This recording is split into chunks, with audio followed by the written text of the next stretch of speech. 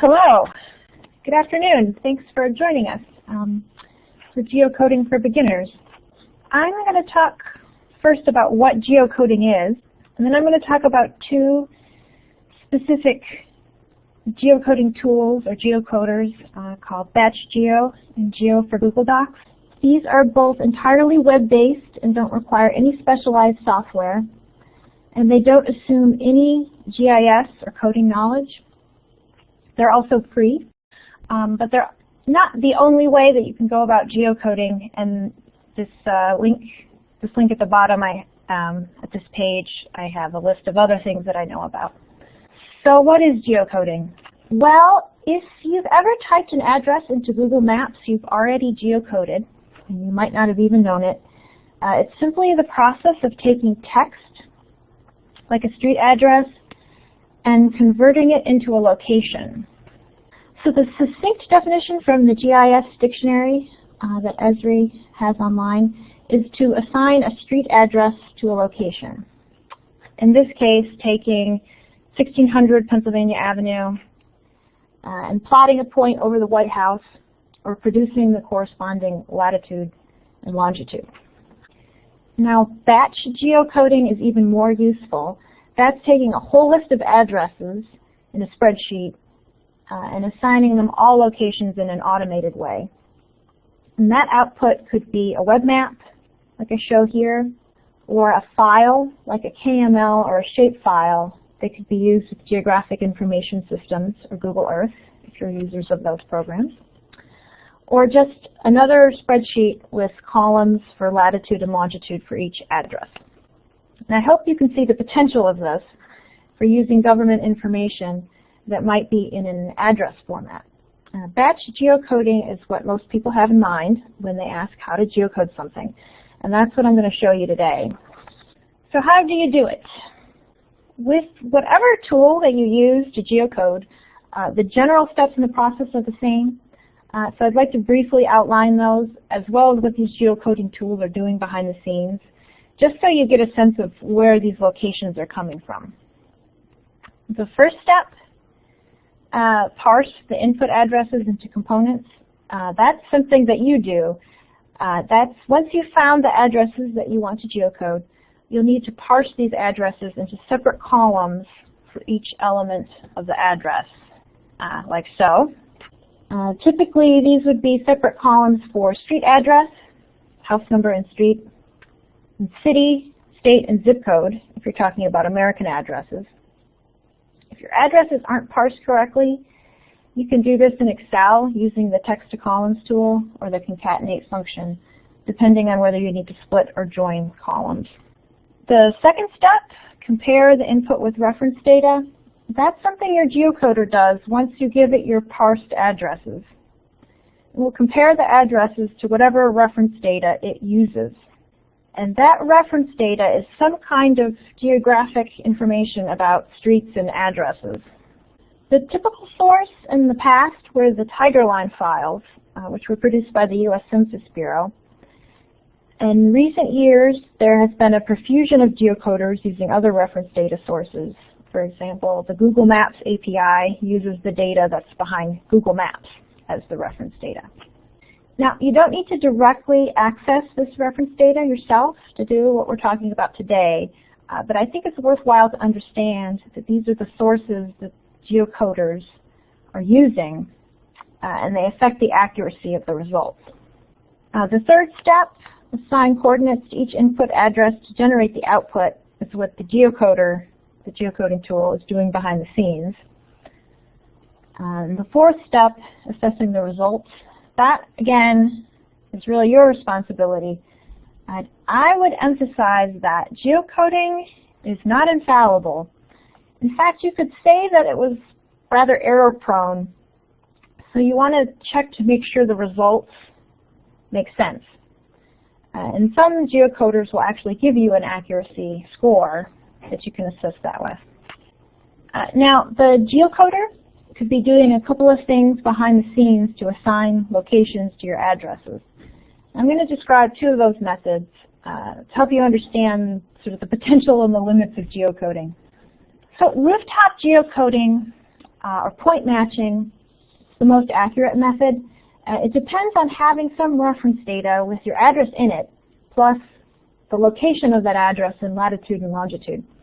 And it's really just a database query like any other.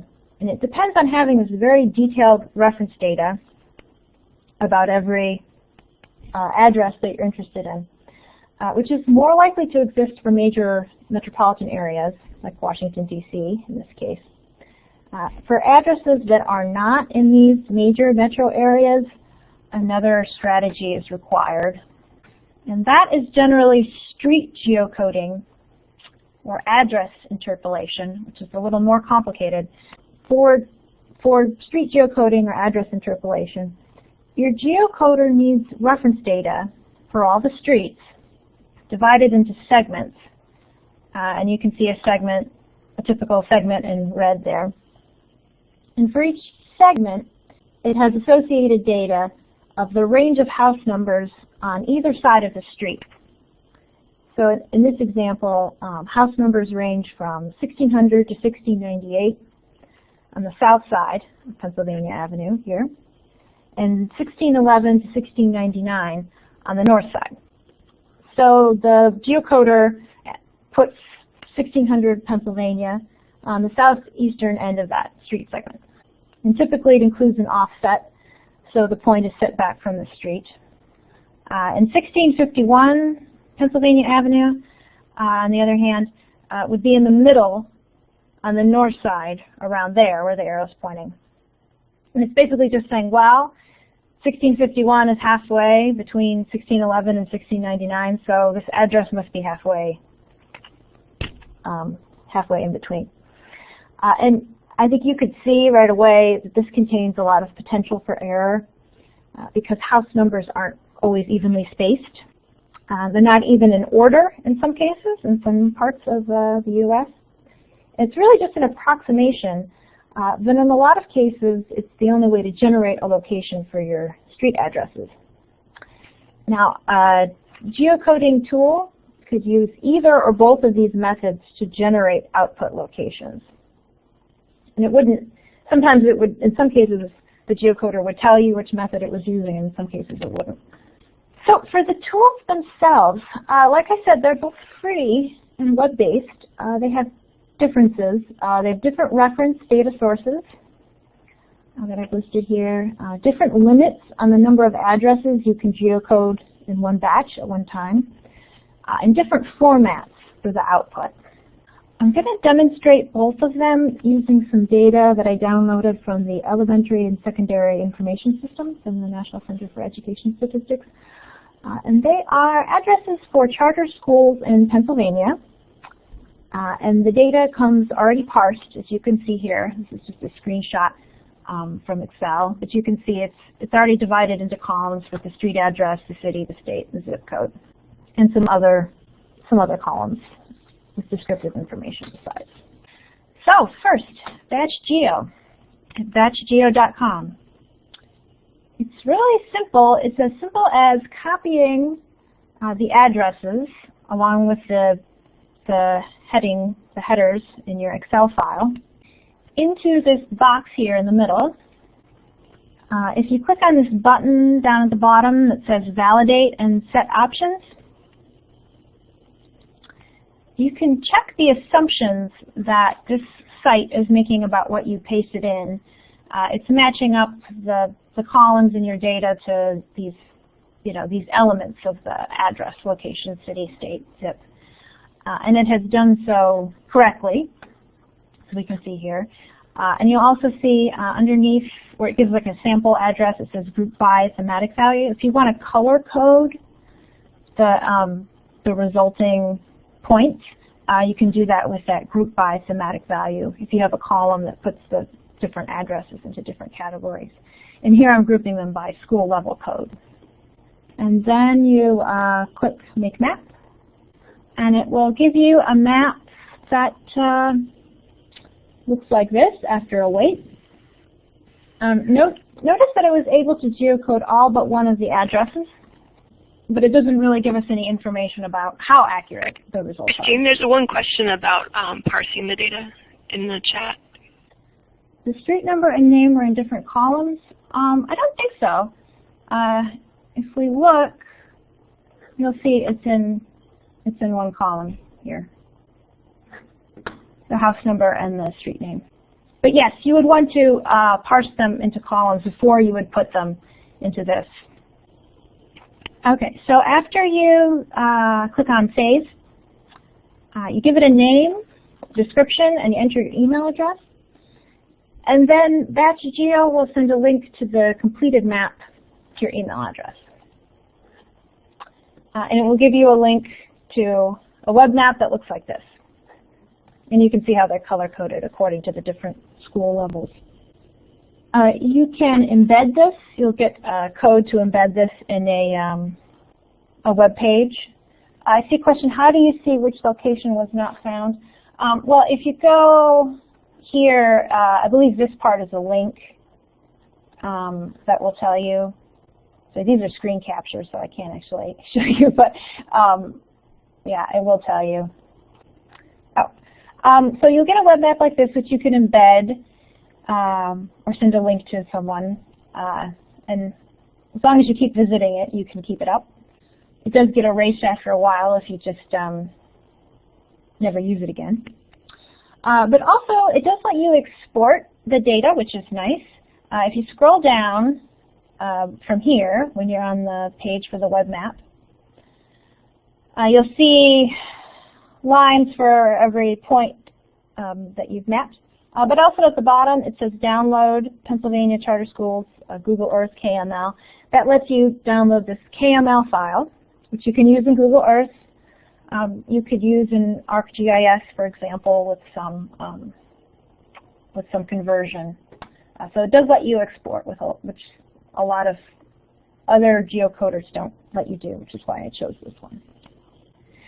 So this BatchGeo is very easy to use. It's very nice, but it does have a 250 feature limit. So you can only geocode batches of 250 at a time, and that's because they use the Google Maps API, and that Google Maps API has limits. But this Geo for Google Docs that I'm going to talk about now, it doesn't have those limits. It lets you geocode many more in one batch. So this tool was created by a company called Mapbox, and it's basically an add-on for Google Docs. So you will need to have a Google account, for example, Gmail, and you will need to upload your spreadsheet of addresses to Google Drive. And if you're not familiar with that, you just have to go to drive.google.com and log on with your Google credentials, your Gmail password. Then click on the Upload button. This will be in the upper left in Files, and then select an Excel or CSV file from your computer. The Geo, it takes a little bit of installation, and the raw materials are at this GitHub site, which is also linked from the earlier slide. I've reproduced those instructions here, but I'm going to show you how to do it. First, you have to go to the GitHub site, and you want to go to this link for the what says mapbox.js, and open that up. Now, this tool, it does not require you to do any coding or understand any coding, but you will have to momentarily look at some code. So you just open up this file and select all and just copy it, because we'll need this in a second. So just copy it onto your clipboard, and then go back to your Google spreadsheet and go to Tools, Script Editor, and then select a blank project. And your new blank project will have a little bit of default code here, so just go ahead and delete that stuff. You don't need it. And then paste in everything you got from the mapbox.js file. Then you'll want to rename your project by clicking on where it says Untitled Project. Just click on that and call it Geo. Then save it. Just go to File, Save, and then you can close this tab. As you can see, the blank project here is in a different tab. Just close that and go back to your spreadsheet. You'll need to do that every time you use this with a Google spreadsheet. And now when you go back and you refresh your Google spreadsheet, you'll see a new menu called Geo. So the script that you created or that you pasted in creates this. Then you'll want to select those columns of the spreadsheet that have the address information in them, and just those columns. You can see I've just selected, you can do a shift click and select all of those columns that have the street, the address, the street address, the town, the state, the zip code. And then you go to Geo and click on Geocode addresses. But the first time you run this, you need to authorize it, so just click OK and then accept. And it will give you, from this menu, you can choose the geocoding service, which is the reference data. We're going to use the default called MapQuest. And that's using the MapQuest Nominatum API. And here's just the website for that, informational website for that API or application programming interface. This service, this geocoding service, uses data from OpenStreetMap, which, if you're not familiar, is basically it's the Wikipedia of web maps. It's similar to Google Maps, except it's created by user contributions. And the great thing about OpenStreetMap is that it's free and open. And unlike Google Maps, you can make unlimited requests in a batch. And the Google Maps API would charge you for that. So go ahead and click Geocode here. It will take a while to geocode, but because I did this ahead of time, I can just skip ahead. And then when it's done, you'll see you have new columns here in your spreadsheet for geo-longitude, geo-latitude, and geo-accuracy. If it says house under geo-accuracy, that means it used rooftop geocoding. It should be more accurate. If it says something like residential or secondary, that refers to the kind of street that your address is on, and it means it used street geocoding. It's therefore less accurate. You'll also notice that some will be blank. So those were the ones that was unable to match, like the first 3 rows here. So you'll want to think about the level of accuracy that you need for your geocoding. It might be that you might think it's fine if you just have some points that are in the same general area as your address.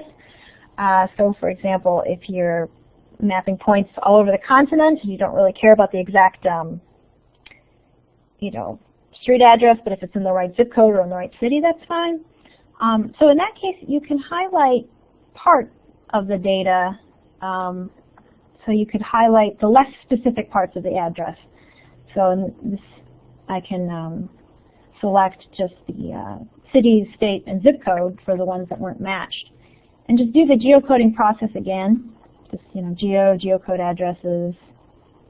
Pick MapQuest there. Geocode them, and then I'll get more latitudes and longitudes filled in. You'll see in the geo-accuracy it says city there. So it should just be the centroid of Pittsburgh, so it's not very accurate, but it's sort of in the right ballpark. The first one still is blank, and I think that's actually a problem with the address. So the address itself is in error. So you do have to check. I might want to go back to check. I might want to check my source and edit the input and see if I can figure out what the problem is. So when I'm done with this, when I've geocoded to the best of my abilities, I can download it in a couple ways. From the Geo menu, I can download it as GeoJSON, which is kind of a text version of geographic information that works with some web mapping applications, including TileMill, which is a Mapbox product. And Mapbox is the company that made this little script for us. Or I could download it as a spreadsheet from File, Download As. I could download it as a CSV or an Excel file. And then I could use those latitudes and longitudes in lots of ways. Anything that allows you to map something by latitude, longitude. And for GIS users, these coordinates are in the WGS 1984 coordinate system. But if that doesn't mean anything to you, don't worry too much about it. Now, there's some things that affect the geocoding accuracy. It's really a matter of garbage in, garbage out. So if your reference data isn't very accurate, if we don't trust the OpenStreetMap data, yeah, your geocoding isn't going to be very accurate either. And this is also a problem with the earlier Tigerline data from the Census Bureau. I mean, earlier versions weren't that accurate. And also the accuracy of your input data. I mean, if there's lots of typos, it can give the geocoder some pause. So there's lots of things that you want to be aware of that can affect the results of your geocoding. And it's, you know, it's better as an approximation than something that needs to be very, very, very precise. So I hope you could see the potential here, why someone would want to geocode things. It lets you kind of visualize lots of locations. I mean, if you have a list of addresses in a spreadsheet, you can't really see that. These tools both let you kind of quickly understand where things are. It also lets you explore those spatial relationships, so you can see if things are clustered together in certain ways. And if you're a GIS user, you can even do fancier things like overlay those points with other data. For example, you could see what census tract they fell into. And then you could understand, using census data, you know, what's the neighborhood like around those points. Not something that you could do with these tools specifically, but you could do in other programs using the geocoded points that you've generated. So like I said, those are just 2 tools, and there's other tools available. It's something that's always changing because you know, these sites will come into existence, go out of existence, change their limits, you know, their batch limits, and change their how they can be used. So I try to keep up with it, and I post it on this site, guides.library.upenn.edu, geocoding options. And also some other information, like some studies that have used geocoding as examples, and some things about geocoding accuracy. So that's what I have. Are there more questions? What would be the advantage of using ArcGIS? So with ArcGIS, you could choose different kinds of reference data. So you could use your, you know, you could purchase reference data. You could create your own reference data. It also would give you more information about the accuracy, and probably some other advantages besides. So it's really kind of a matter of, you know, what's your capacity, you know, what you're willing to invest in learning. If you hover over the bubble on the first example, do you see all the column information? In the BatchGeo, I think so. I think so. I don't think I have an example of that, but yes, because it basically gives you it's basically like something that you would see in Google Earth, and it would have that information describing the different points, in this case schools. It does have that in the file. Which product do you prefer? I kind of like the Geo for Google Docs because I like that there's no limits on it. That appeals to me. I generally use ArcGIS, the software, when I'm geocoding. But if I'm helping somebody who doesn't want to use ArcGIS, I kind of like the ease of the Geo for Google Docs. Okay, how do you recommend assigning addresses to census tracts? That would be something that you would do with, you could do in ArcGIS. It's called a spatial join, basically. And there's a tool, spatial join tool, in ArcGIS that lets you do that. You would need those points, and you would need those boundaries of the census tract with the data of, you know, whatever demographic information you wanted to use, join to those census tracts, and then perform the spatial join, and it will spit it out for you. It just kind of looks like a cookie cutter. Is there any info on how accurate the OpenStreetMap data is? That I couldn't tell you. You know, it's kind of hard to keep up with. Like, you know, if you look at, there are studies, like, so I have some citations here where it says geocoding accuracy on this website. There are studies of the geocoding accuracy of different tools. But the thing is that these tools are always changing. Like OpenStreetMap is always being updated. So you'd be hard pressed to say even, you know, it's just a moving target. It's definitely more accurate for, I would say, the UK, because OpenStreetMap started in the UK, and I think there's more users there, so it's just more detailed. I don't know of any. Sorry, I'd have to look into that. I don't know if there's been any published study that says how accurate it is for geocoding. Is access to ArcGIS Online free? Well, there is a personal version that's free that lets you do a limited amount of things. I guess it lets you geocode 250 addresses because that's what I said on the site. If you want to do the personal membership is free. If you want to use the organizational version, which lets you do more, that comes with, well, that isn't free. I'll just say that beyond the personal version, that isn't free. The maps always live on third-party site for these two companies. Well, yeah. So if you make it in BatchGeo, yes, they will host that on the, their cloud on the third-party site. But you can download it, like I said, with the KML. And then once you downloaded it, you could do anything you wanted with it as a KML. That's just a file that you could open with Google Earth and some other programs as well, and host anywhere you wanted. For the Geo for Google Docs, well, when you make the Google spreadsheet's hosted on the third-party site. It's hosted on Google Drive. But like I said, you can download it, and then once you downloaded it, you could do anything you wanted with it. Thank you very much again, Christine. That was awesome, and definitely a great starter for people who want some free sources, or who are especially intimidated by geocoding. And there's another question.